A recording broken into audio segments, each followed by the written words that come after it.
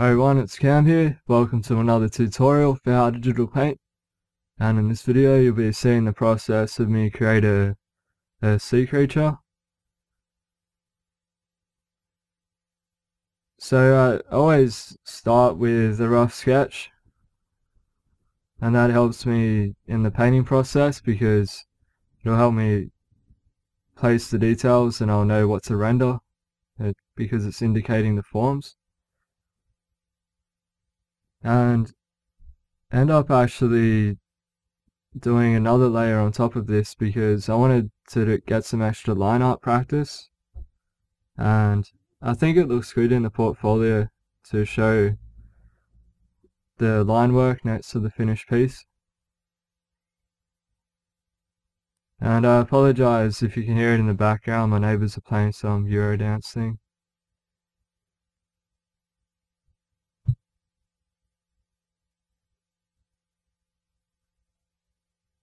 So this is sped up I think 10 times, so take your time with the drawing and make sure things are right. And you may want to play with free transform and distort just to move things around and maybe make things a bit more dynamic.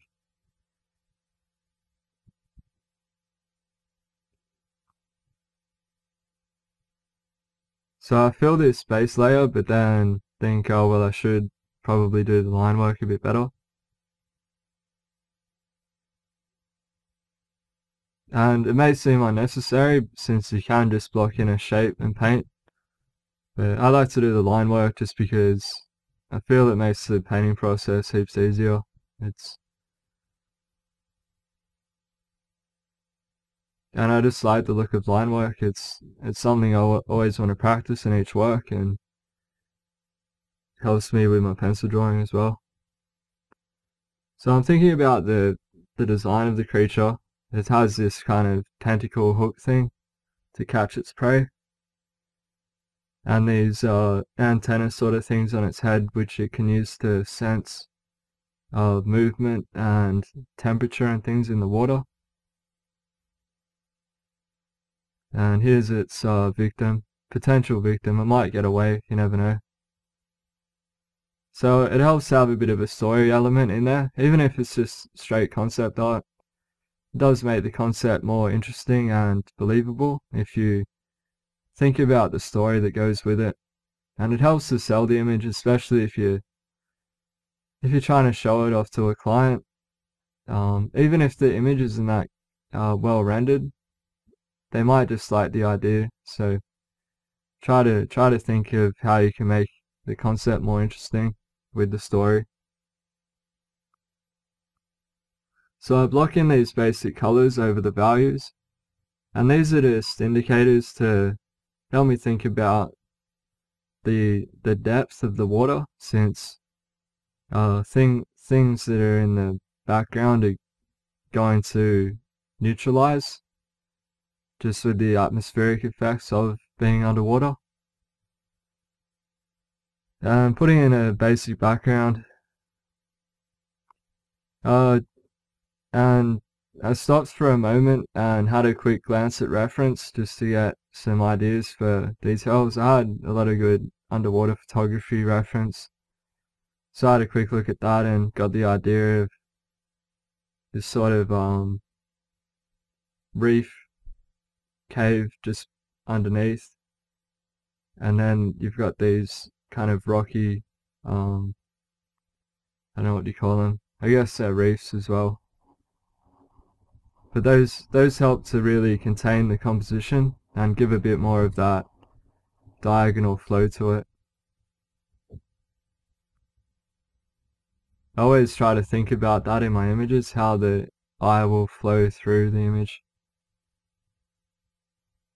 So now adding the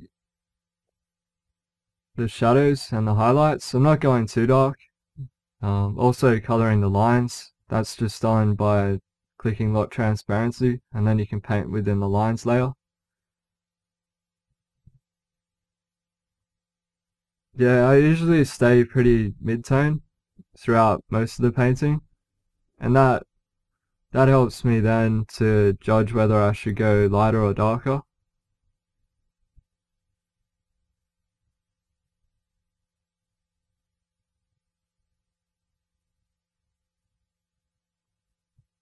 I'm using a hard round brush, but I've just made it elliptical by changing that in the brush settings.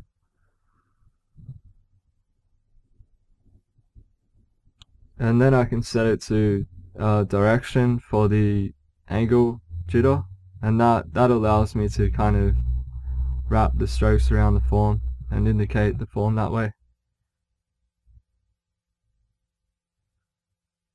I don't paint many underwater scenes, so it was a bit of a learning experience trying to consider how different colors are affected underwater, since there's certain wavelengths of color that show up more underwater than others. So I was considering a bit of that, just judging it by what I had seen in the underwater photography.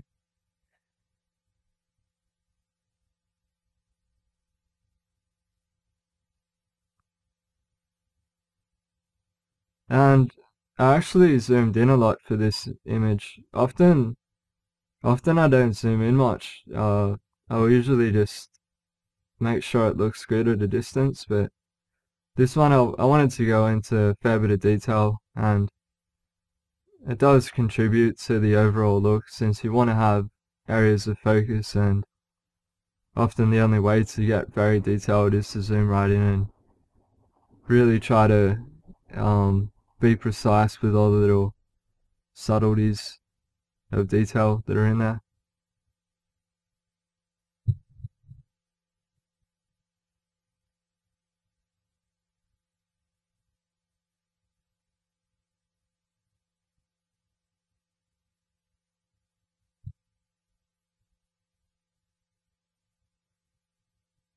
Adding some patterns to the fish. This is on a multiply layer, just to add the banding. You'll find a lot of great inspiration from looking at underwater photography, because it is very different to the world above, above the surface, since you don't see these fish every day unless you work in an aquarium. But when you look at the deep sea photography, it's just so bizarre, so uncommon. So the things that go on down there.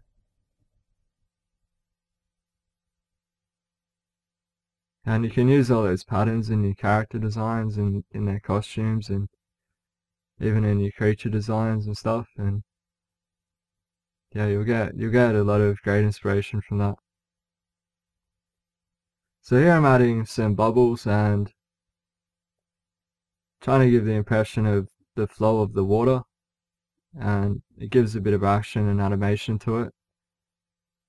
Also knocking back the tail and other areas just by airbrushing with a blue.